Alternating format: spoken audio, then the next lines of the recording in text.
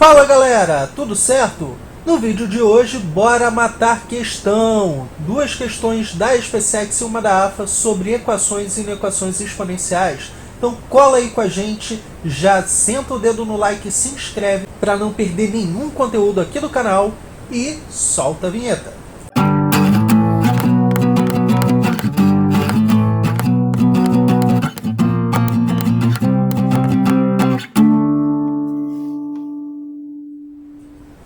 E aí pessoal, bem-vindos à nossa aula de exercícios sobre equações e inequações exponenciais. Nos vídeos anteriores, nós estudamos cada conteúdo separadamente, com alguns exemplos, e agora chegou a hora de fazermos exercícios de concurso sobre eles. O primeiro exercício caiu na prova da AFA de 94, e se vocês assistiram o nosso vídeo sobre inequações, vão lembrar que ele estava presente nos exemplos que eu dei. Agora chegou a hora de resolver esse exemplo. Então vamos lá. Pessoal, nós temos a seguinte inequação, e aí nós temos três dificuldades nela. A primeira são os próprios expoentes. Nós temos somas de expoentes na base 2. A segunda é que temos bases diferentes. Temos base 2 e aqui base 1. E a terceira é que temos um coeficiente decimal, que é o 0,75. Então, vamos atacar essas dificuldades uma de cada vez. A primeira que a gente vai atacar será o coeficiente decimal. Nós vamos transformá-lo para a forma de fração. Então, o 0,75 na forma de fração será escrito como 3/4. Reparem que essa foi a única mudança que eu fiz até aqui. A segunda dificuldade que a gente vai atacar agora é exatamente a questão da soma de expoentes. Para isso, nós vamos separar esta soma de expoentes como produto de bases iguais, como fizemos no vídeo anterior. Então, reparem que 2 elevado a 2x mais 2 foi separado em 2 elevado a 2x vezes 2 elevado a 2. Da mesma forma, 2 elevado a x mais 2 foi separado em 2 elevado a x vezes 2 elevado a 2. Estes termos 2 elevado a 2 já serão transformados em 4 e a gente vai ver que isso vai ajudar a gente a simplificar ainda mais a inequação. Então, próximo passo. Escrevemos esses 2 elevado a 2 como 4. Reparem que esse 4 já poderá cancelar com este 4 no denominador. Bom, agora nós temos esta inequação, e aqui eu já vou passar esse 1 para o primeiro membro. Agora nós teremos a seguinte expressão. Bom, reparem que esse 1 que estava no segundo membro veio parar no primeiro membro. E aqui é hora de simplificar. Nós temos esse 4, que pode ser simplificado, que pode ser cancelado com esse denominador, já que todas as operações aqui são de produto. Então, vamos cancelar, cortando o 4 de cima com o 4 de baixo. Nós temos uma inequação já bastante simplificada. 4 vezes 2 elevado a 2x, menos 3 vezes 2 elevado a x, menos 1 menor do que 0. Agora, pessoal, vamos utilizar o recurso do vídeo anterior, que é o nosso 2 elevado a x igual a y. Vamos fazer essa substituição, que é super importante. Bom, como explicado também nos exemplos anteriores, 2 elevado a 2x vai virar y ao quadrado. 2 elevado a x vira y, e agora nós temos uma inequação quadrática. Já nos livramos do expoente, estamos trabalhando agora somente com as bases, então agora deixou de ser um exercício de inequação exponencial para virar um exercício de inequação quadrática, inequação do segundo grau. Então vamos continuar. Nesta inequação, para fazer o estudo do sinal, nós vamos precisar achar as raízes e vamos identificar os coeficientes. A igual a 4, B igual a menos 3, C igual a menos 1. Agora, calculando o delta, B ao quadrado menos 4AC, nós temos menos 3 ao quadrado, menos 4 vezes 4, que é o A, vezes C, que é menos 1. Fazendo esse cálculo, nós vamos ter delta igual a 9, mais 16, que é 25. Agora, vamos substituir na expressão da fórmula e vamos ter a seguinte expressão. Lembrando que o b vale menos 3, o delta já vale 25 e o a vale 4. Então, nós vamos ter menos 3, 3. Mais ou menos raiz de 25 significa mais ou menos 5 sobre 2 vezes 4, 8. Isso nos dá duas raízes. A primeira será dada por 3 mais 5 sobre 8, que é igual a 8 sobre 8, que é igual a 1. E a segunda, que é dada por 3 menos 5 sobre 8, que é igual a menos 2 sobre 8, simplificando, é igual a menos 1 quarto. Então, nossas raízes são 1 e menos 1 quarto. Vamos lembrar que a nossa parábola terá concavidade para cima, já que o a é igual a 4. Vamos marcar nossas raízes, menos 1 quarto e 1, e agora estudar o sinal delas. Antes de menos 1 quarto, a parábola está acima do eixo x, portanto, o nosso sinal é de positivo. Entre menos 1 quarto e 1, o trecho da parábola está abaixo do eixo x, portanto, temos um sinal negativo. E depois do 1, a parábola volta a ficar acima do eixo x, e aí o nosso sinal é positivo. Pessoal, reparem que a nossa inequação era algo menor do que zero. Nós queríamos achar 4y ao quadrado menos 3y menos 1 menor do que zero. Então, estamos de olho nos valores negativos. Portanto, nosso conjunto de solução será y pertencente a R, tal que o y está entre menos 1 quarto e 1, que é onde está localizado nossos valores negativos, ok? Agora, seguindo um pouco, pessoal, esse é o nosso conjunto de solução em y, mas y é a nossa variável auxiliar. Precisamos voltar para o x, desfazendo aquela substituição anterior. Então, vamos pegar o intervalo solução e no lugar de y, voltamos a colocar 2 elevado a x. E agora está na variável principal. Eu preciso continuar solucionando para achar os valores de x. Essa inequação dupla, para que seja resolvida, a gente vai desmembrá-la em duas inequações simples, da seguinte forma. Menos 1 quarto menor que 2 elevado a x. 2 elevado a x menor do que 1. Nós vamos resolvê-las separadamente. Para a primeira inequação, menos 1 quarto menor que 2 elevado a x, nós estamos afirmando que um número negativo é menor do que 2 elevado a x. E isso é verdade, pessoal, para todo x real. Não importa quem seja o x, 2 elevado a x será um valor positivo, portanto, maior do que menos 1 quarto. Agora, na segunda inequação, 2 elevado a x menor do que 1, esse 1 pode ser escrito como 2 elevado a zero, o que nos dá imediatamente x menor do que zero. Então, voltando aqui para o nosso enunciado, muito cuidado aí na hora de marcar as alternativas, ok? Porque se você não voltar para a variável principal, se você continuar na variável auxiliar, você pode acabar marcando erradamente a letra D. Então, muito cuidado com isso. Então, vamos lá marcar a alternativa correta, a letra C. E aí, resposta certa. Muito bem. Vamos agora para a segunda questão. Segunda questão. Essa segunda questão caiu na SpaceX em 2018. E aqui nós temos o seguinte enunciado. Considere a função f de R em R, ou seja, domínio e contradomínio reais, definida por f de x igual a raiz de 3 elevado a 4 mais 2 seno de 3x. E a função g, também com domínio e contradomínio reais, definida por g de x igual a raiz de 3 sobre 3 elevado a 1 mais 3 cosseno de 2x. O produto entre o valor mínimo de f e o valor máximo de g é igual a quanto? Pessoal, parece que é uma questão muito complicada pelo fato de você ter uma função exponencial e dentro desse expoente você ainda tem funções trigonométricas. Mas não supervalorizem a expressão, cuidado com isso. Não é porque a expressão é aparentemente complicada que a questão vai ter muita conta ou que vai ser uma questão difícil.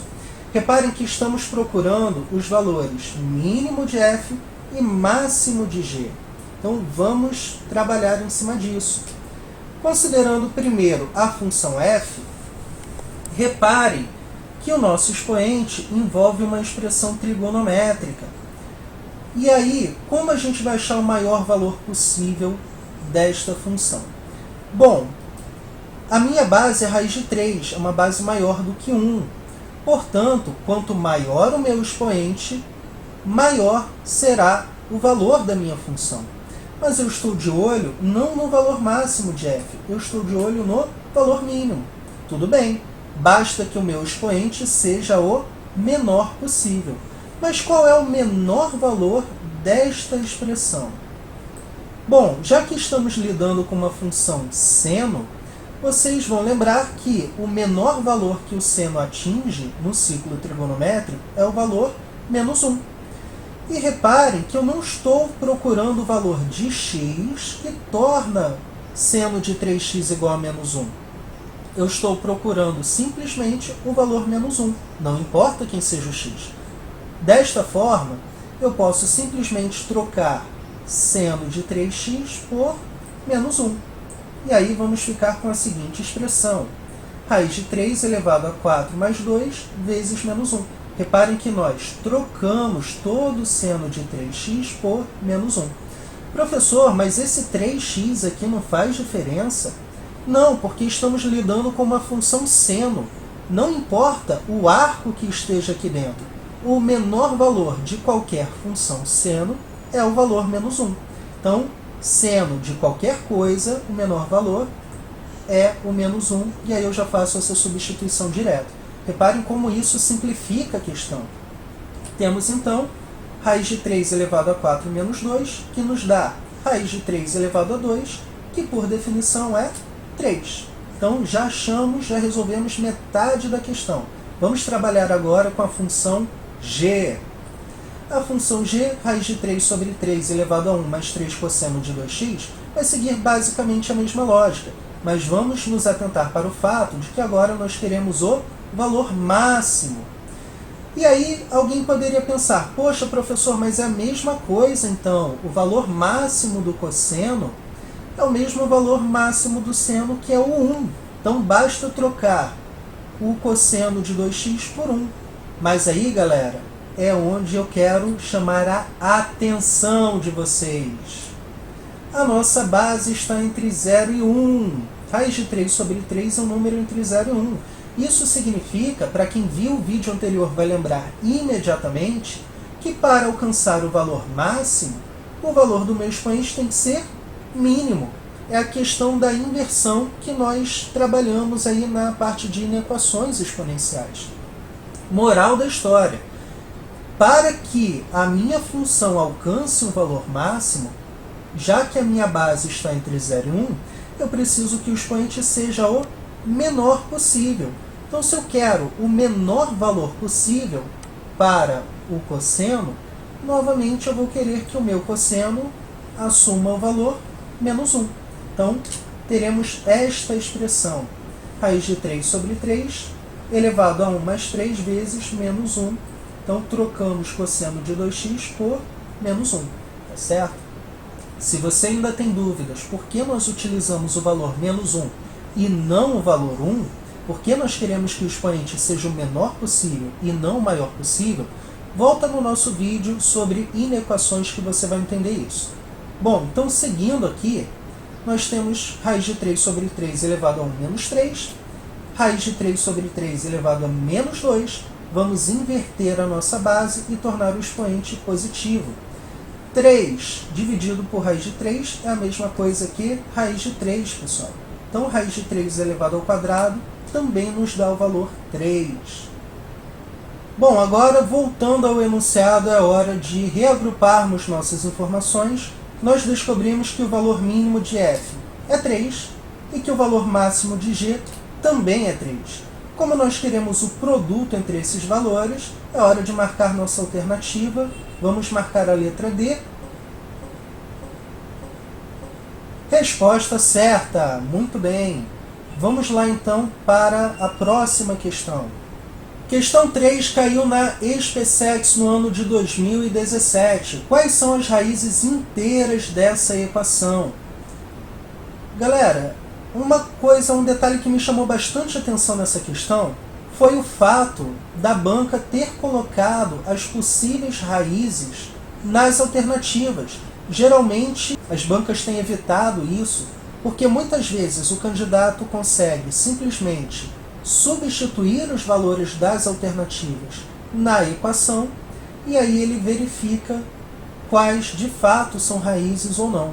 Então, o que geralmente as bancas fazem são afirmações sobre as raízes. Por exemplo, o produto das raízes vale tanto, ou a soma das raízes vale tanto, ou uma das raízes é ímpar ou par. Então, é uma maneira de disfarçar para que o candidato não tenha à disposição as possíveis raízes e ele consiga fazer por verificação e não resolvendo a equação, que é o que a questão quer avaliar. Mas nesse caso, acho que a banca acabou dando um certo mole em relação a essa questão. Mas enfim, a gente que sabe resolver equações não precisa recorrer à carteação, né? Então vamos resolver a questão na moral. Vamos lá. Temos essa equação e aqui nós vamos usar aquele recurso que a essa altura já é super conhecido de vocês. 2 elevado a x igual a y. Vamos lá. 2 elevado a 3x vai ser substituído por y ao cubo. 2 elevado a x vira y e agora nós temos essa equação. Não se desesperem pelo fato de ser uma equação do terceiro grau. Ah, professor, eu não sei achar as raízes, eu não sei fazer, não sei a fórmula para a equação do terceiro grau, e não precisa saber de fato, basta um certo conhecimento sobre fatoração. O que nós vamos utilizar aqui é a fatoração por agrupamento. Então, o que a gente vai fazer é separar esse menos 7y em menos y menos 6y. E por que separar dessa forma? Bom, para começo de conversa, agora eu tenho 4 termos, posso fazer um agrupamento.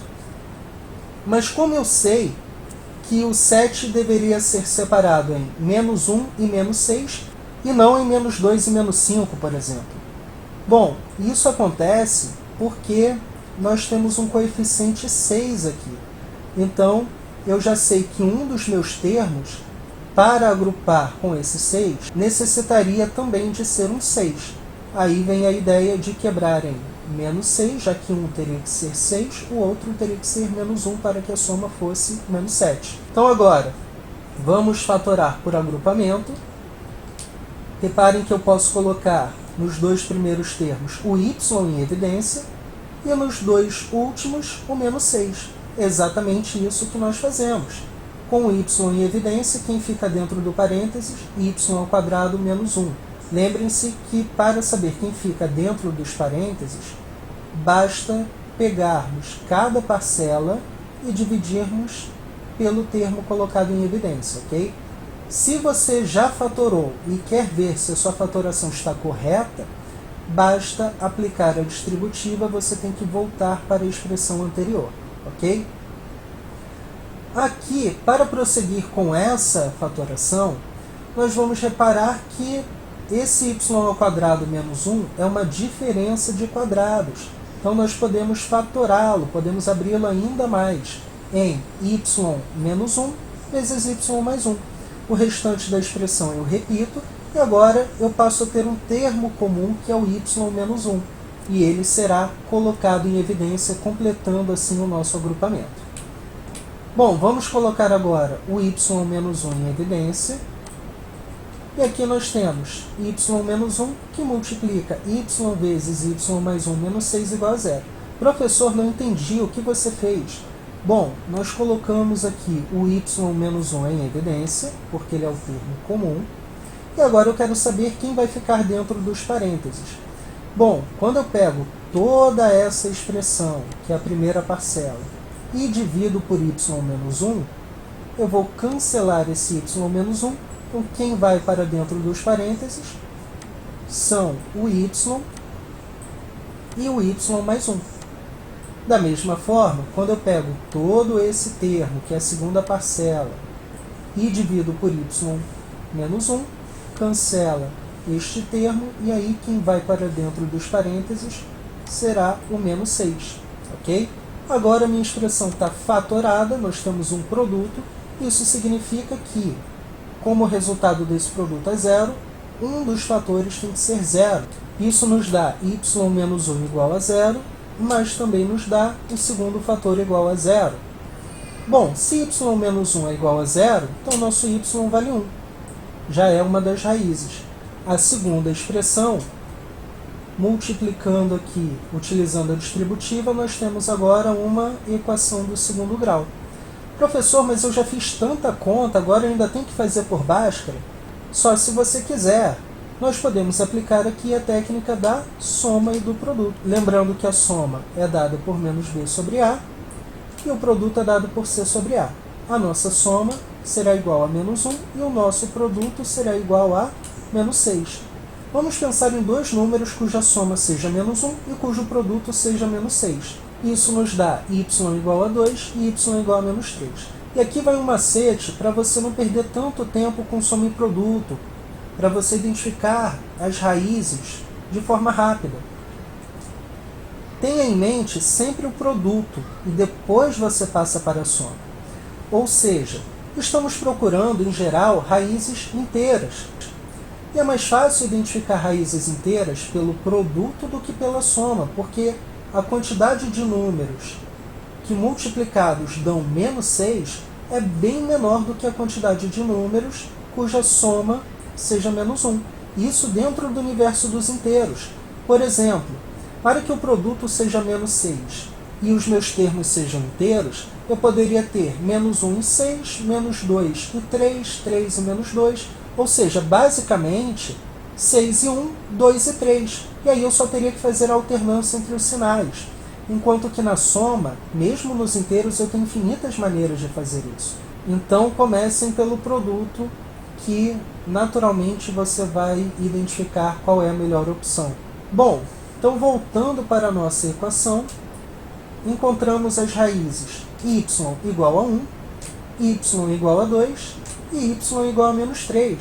E antes que você pense que a alternativa correta é a C, lembrando que o que nós achamos foi o valor de y e não o valor de x. Então, pelo amor de Deus, não vai cair nessa pegadinha. Você já resolveu corretamente a equação exponencial, já resolveu a equação cúbica que resulta daí, chegou nas raízes, está todo feliz que vai acertar a questão e aí cai numa pegadinha boba dessa. Então, atenção total, pessoal, muito cuidado. Nós queremos achar os valores de x e não os de y. Então, temos que analisar cada um desses casos. Lembrando que a substituição que nós fizemos foi 2 elevado a x igual a y. Então aqui nós temos, se o y for igual a 1, 2 elevado a x será igual a 1. O valor de x que torna a base 2 igual a 1 só pode ser x igual a 0. Se o y for 2, então 2 elevado a x é igual a 2, está mais na cara ainda. O x tem que ser igual a 1. Por outro lado, se o y for igual a menos 3, então 2 elevado a x é igual a menos 3. Mas a nossa base é positiva. Então qual é o expoente que eu vou colocar aqui para que o meu resultado dê negativo? E a resposta é nenhum. Qualquer valor de x que você substituir resultará em um número positivo. Então, se deu negativo aqui, com certeza o meu x não é um número real. Portanto, a alternativa correta será a letra A. Vamos marcar. Show! Resposta certa! Então é isso, galera. Espero que vocês tenham gostado do vídeo de hoje. Resolvemos 3 questões aí importantíssimas sobre esse conteúdo. E deixem as dúvidas de vocês aí nos comentários, para que a gente possa acompanhar a evolução de vocês. Então, grande abraço e até a próxima aula.